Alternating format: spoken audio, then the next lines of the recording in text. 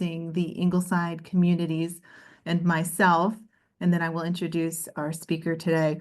I am Kirsten Parsons. I am with the Ingleside communities in our partnerships role, which really allows me to work with other individuals to bring out excellent educational series, as well as highlighting what we have going on inside of our communities. So for those of you who are not familiar, Ingleside is a not-for-profit organization. We have 3 premier life plan communities, one in Maryland, one in DC, and one in Virginia, which I will introduce in the following slides. We are doing quite a bit in the dementia-specific space, but that is housed within our greater communities. So I just do want to share a little bit about what that looks like for us in terms of having a campus that has independent living and assisted living, memory support assisted living, and also a skilled nursing facility.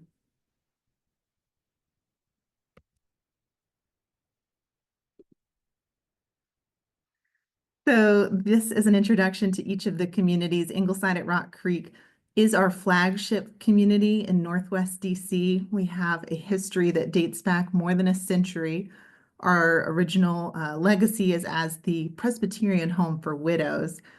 We changed to the Ingleside name just about 15 years ago and have a sister community that we brought in Northern Virginia, Westminster at Lake Ridge and Woodbridge, Virginia. And then our baby sister of the 3 communities, Ingleside at King Farm in Rockville, Maryland. All of these are life plan communities, and each one does offer actually the social day program that we'll be speaking about today. So I want to introduce the levels of care. If I, say the terminology independent or assisted or skilled nursing, and you're thinking, I don't actually know what that means or what the nuance there may be, I can just share broadly that independent living is a non-regulated level of care. We don't have nursing services in that setting. There's a nurse who's there Monday through Friday during business hours, but it's not a medical model. It really offers a chance at a lifestyle that is very engaged and with others, but is not a medical model. Then when we talk about assisted living, we are talking about 24/7 nursing care. So a setting where medication support through med management is available, 3 meals a day, support with things like laundry that maybe aren't necessarily a medical function, but there's a barrier there for that individual to be able to do that on their own. When we talk about memory support assisted living in our community, we are talking about that same assisted living level of care that I just described, but actually now with a kind of a specification caring for individuals with neurocognitive change. And so we'll see that reflected in the training of the staff, as well as some of the types of programs that are offered in that setting. And then when I talk about short-term rehabilitation or long-term care within that skilled nursing facility, this is actually that highest level of care that does make a life plan community what it is. So something that differs from an independent and assisted that may also have memory care. Once you add that highest level of care, the skilled nursing facility, that is a differentiator to be that life plan community or the continuing care retirement community. This is a setting where individuals who need significant support with activities of daily living would be able to receive that care in either a long-term or a short-term capacity. So long-term would be that this is a setting that they will need perhaps for the rest of their lives, versus a short-term, which would be after, a medical condition where they've been hospitalized and have a qualifying stay to receive these services. So that is our community in terms of our residential apartments and homes. I want to share a little bit about the services that we're offering in the greater community. You do not have to be a resident to participate in these services. So we do have our own home care agency, Ingleside at Home, and this is where individuals who are able to provide companion care and support with activities of daily living, such as showering or bathing, are able to come to someone's home, whether that be in a community like ours, an independent living, or their home setting in a neighborhood, and they can come and provide that support. And then Ingleside Engaged, which we'll be hearing a lot about today, and I'm excited for you to learn more about, is our social day program. We do offer this at all 3 of our communities. And this is something that is really geared towards an early stage of cognitive change. So we will hear about it more today, but it's important to know that this is not a residential offering. And then lastly, I just want to share with you about Experience by Ingleside. This is our tailored concierge service. So this was really birthed out of a place of us wanting to serve our waitlist members initially, and now it is open to anyone who has interest for this service.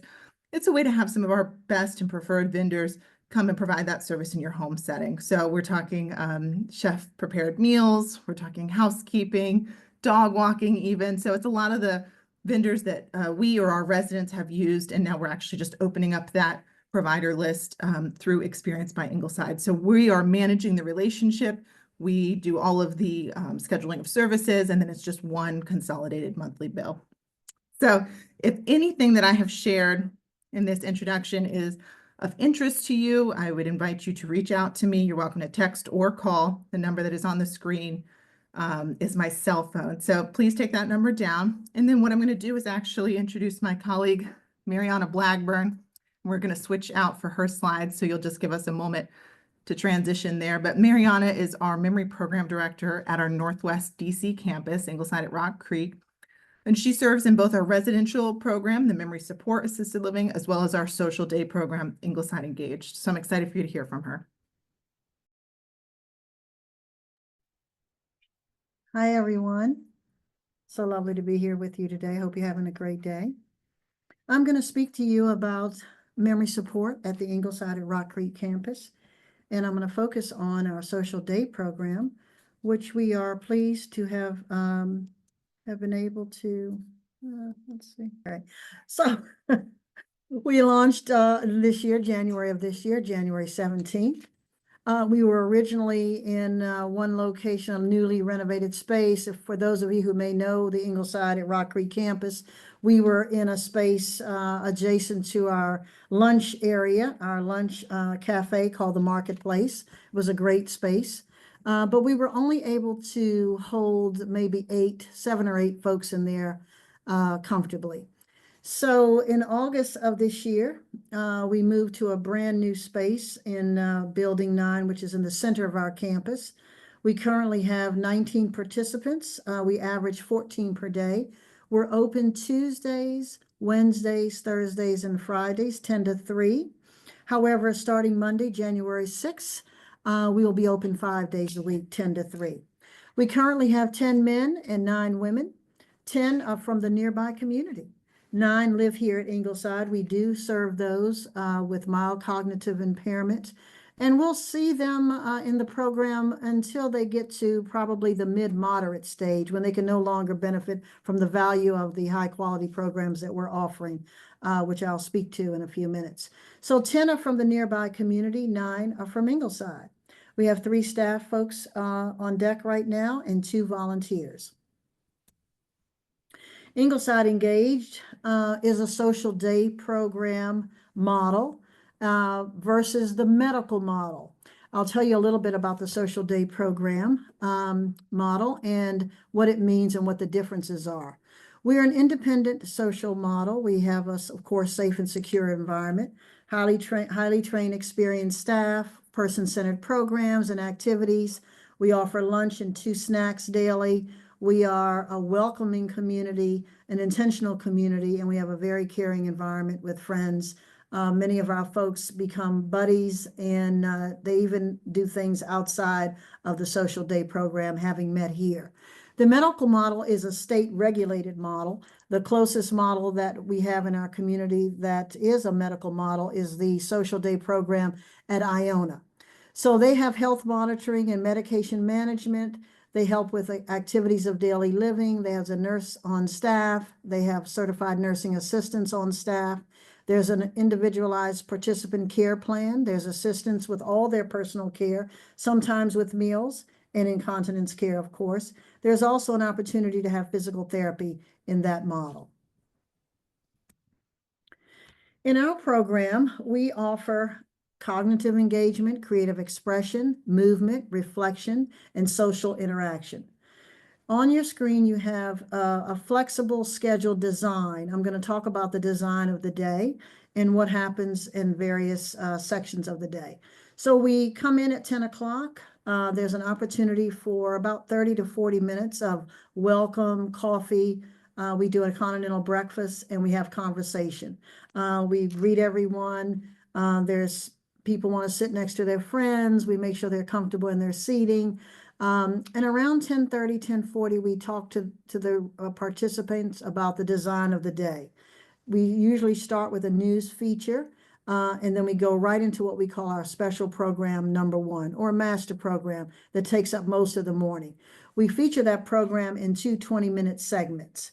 We always have a visual anchor. If we're reading something, we'll have a handout. If we're looking at art, we'll have handouts for that. We also have monitors throughout the room. We have 2 monitors in our classroom. From the special programs in the morning, we'll do an upper body workout. We may do stretch, we may do Tai Chi or Zumba Go. It just depends on the day of the week. At 12 o'clock, we have a lunch. We have hot soup or salad and sandwich. We may have chips, we have fruit, and we may have a dessert.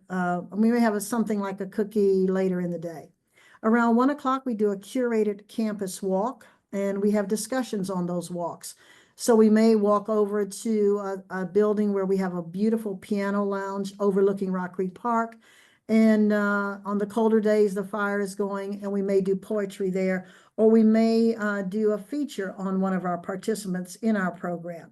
We visit the galleries on campus, of which there are several. We stop and we look at the art. We have digital monitors that allow us to see the art displayed there, either paintings or photographs done by the folks in independent living. We also have a gallery in one of our buildings that offers us art that comes out of the collections of those who live here. After the curated walk, we'll come back for brain games. We do word games. We may do an exercise in homonyms. We may use a longer word, make smaller words, to give you an example. We may do games such as Give Me 10, where we talk about 10 rivers all around the world, or 10 mountain ranges, 10 national parks. We may talk about all the states in New England, and then from there, we'll talk about the capitals of those states. A lot of fun, a lot of recall, and we explain what we're doing as part of our brain game feature that day. We also have our participants do enjoy simple math. So we may do subtraction, addition. We've done division, and very simple, 12 divided by 6, something of that nature. It's really important that our participants feel successful, and while they may not be able to do all the problems or all participate in all the games, they feel that they're in the right place in terms of being with their friends and seeing them call out the answer, and they often comment or congratulate their friends, and then they have their chance to also participate in a successful way. In the afternoon, we have musical performances. We have daily sing-alongs. We may have art therapy. We may have a craft. We have this year participated in 18 field trips over the past year, sometimes twice a month. We go to places that really welcome us, that they may provide us with a docent, or we may lead the discussion depending on where we have visited. We have visited some fabulous spaces. We just recently, last week, went to the U.S. Botanical Gardens for their holiday display, their trains, and all of the national monuments there that are built from various bamboo. We've been to the JFK Museum at the top of the John F. Kennedy, the Kennedy Center, 2 places. We've been to the Freer Gallery. We've taken advantage of the embarrassment of riches we have available to us in our community. Our design of the day, I wanted to give you an example of what our cognitive engagement looks like. These are programs where we encourage discussion. That's one of our goals every day: discussion, music, and exercise. So we may have a program that spotlights the participant. We have some amazing folks in our program. Some are artists, some are doctors, scientists, educators, secretaries, folks who have not worked outside of the home, and we do have small table discussions. So we've focused recently in the last couple of weeks on artificial intelligence. What does the future hold? We focus and use NPR as a resource. We take advantage of their brief but but spectacular moments programs, and look at some of the achievements of the poet laureates, the Nobel Prize winners, the MacArthur geniuses, etc. Renee Fleming, we talked about last. She has a new book out, Music in Memory, and we also know her as the Diva Next Door. The Olmsted family, Rock Creek Park, Central Park, and all of the work that the Olmsted family has done in the U.S. This is just in the last couple of weeks. John Williams is a favorite. Many of our folks know him from his residency at Tanglewood. We know him from as being a long-term composer, the Boston Pops, his work Fiddler on the Roof, Star Wars, Jaws. We've had a lot of fun with John. We have lunchtime concerts, and that's where we enjoy his work. We've recently focused on the Works Project Administration under FDR, World War II, Eleanor's influence on FDR, and putting money aside for more marginalized groups in the U.S. History of Jazz Ambassadors Abroad, very popular. And we recently did a drive-through and a special program on community murals. We know that respite is important for our caregivers, so we hope that if you're interested in our Social Day program, you'll think of us as a caregiver respite time, a chance to spend time with your friends, your family, or just relax, take time for errands, and also taking care of yourself, going to the doctors yourself. Caregiver health, we know, is very critical. And we hope that while your loved one is here, there's a comfort and peace of mind knowing that your person with dementia is spending time with others who understand, care, and support you. The benefit for the participant with cognitive decline, we know that being in an intentional community of friends, having an opportunity to interact with others, having similar experiences, creates a positive overall effect on the person, making new buddies. Many of our friends they have great friends in their new community. They spend time in a safe, supportive, and stimulating environment. We believe their activities are designed to match their abilities and needs. We make adjustments all the time. We help them to preserve their identity, who they are, because our programs, we believe, keeps them on the learning journey they were always on. It grants them autonomy through their own expression and interaction with others. Thank you so much for joining us. I'm so grateful that Marianna is able to give us this insight into the Social Day program and what we're doing specifically at Ingleside at Rock Creek, but we do offer this program at our sister communities, and it does take a little bit of a different flair based off the interests of the participants in each region. So again, we do have this program in Rockville, Maryland at Ingleside at King Farm, and in Woodbridge, Virginia at Westminster at Lake Ridge. So please reach out to me if you're interested in learning even more. I love what Marianna was able to share today in terms of just an insight into their day. What I recommend, if this is something that would be appropriate and you would be interested in doing so, we invite you and your loved one to come in just for like a half day of the program. And it's a great way to trial the program to see if it's the right fit. And then we'll give some feedback to you, and then we look for your feedback as well. So both of us are kind of determining ability to participate and if this would be something beneficial to move forward with. So then we would talk about a schedule and how much it would make sense for your loved one to participate in this program.